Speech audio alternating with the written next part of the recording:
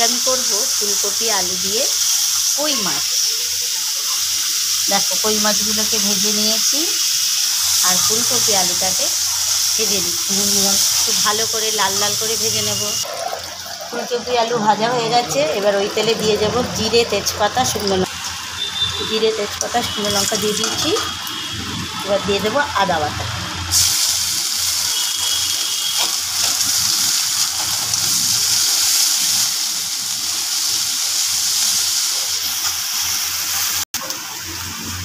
দিয়ে দিচ্ছি পেঁয়াজ বাটা।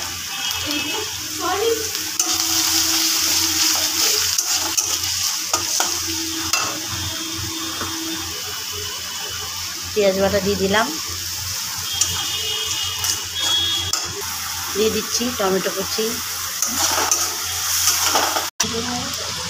জিরের গুঁড়ো, লঙ্কার গুঁড়ো, হলুদ, ধনের গুঁড়ো দিয়ে দেখো মশলাটা আমি কষিয়ে নিচ্ছি।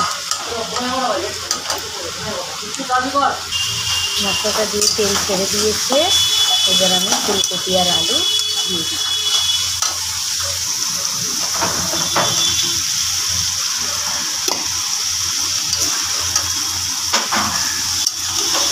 ফুলকপি আর আলু দিয়ে ভালো করে কষিয়ে নিলাম।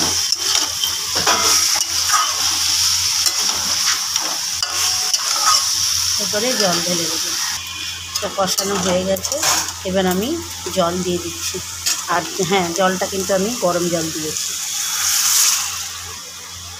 যতটা পরিমাণ ঝোল আমার দরকার ততটা জল দিয়ে দিলাম।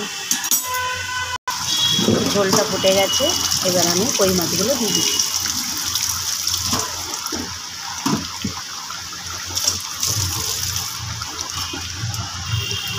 কই মাছগুলো দিয়ে সামান্য একটু ফুটিয়ে নেব, তারপরে নামিয়ে দেব। দেখি আলু আর একটু আলু সিদ্ধ হবে।